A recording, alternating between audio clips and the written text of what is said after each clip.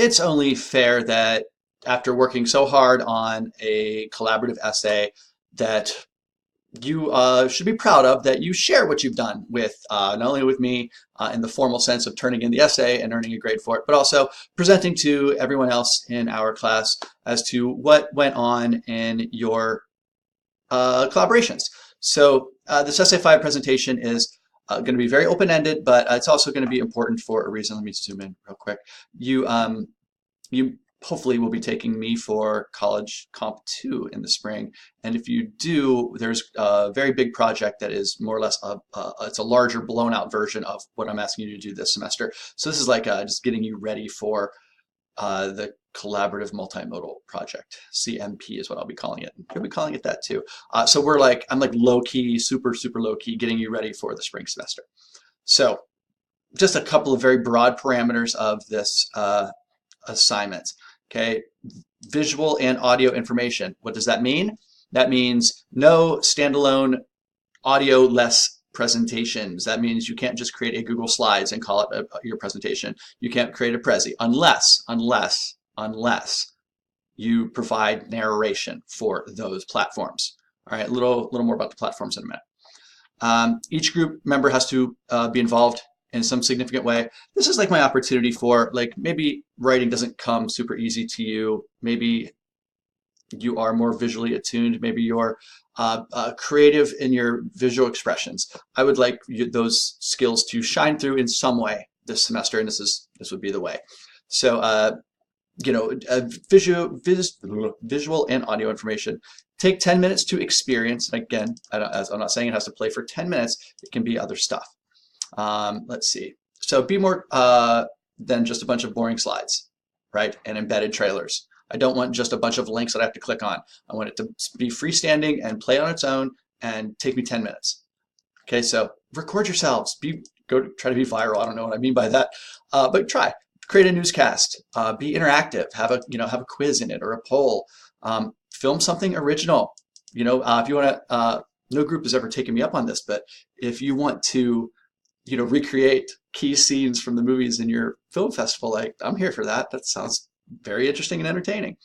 If you want to create an online presence of some sort, I don't know what that means. Is it, do you want to have like a Tumblr and, kind of work from there? That would be very fun. Are there ways to cultivate social media? If you want to create a social media, like an Instagram account or something, and do all your work through there, that is really a fun idea. I hope you will do that. I'm looking for creativity. I'm looking for you to enjoy pulling all of your work together at the end of the semester. Okay, and then be cleverer than I'm being. Is clever really a word?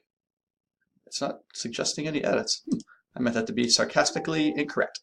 And then I do have a link here of sample presentations. I'll be adding to that list. I'm not going to go through them with you because you can click on them your own.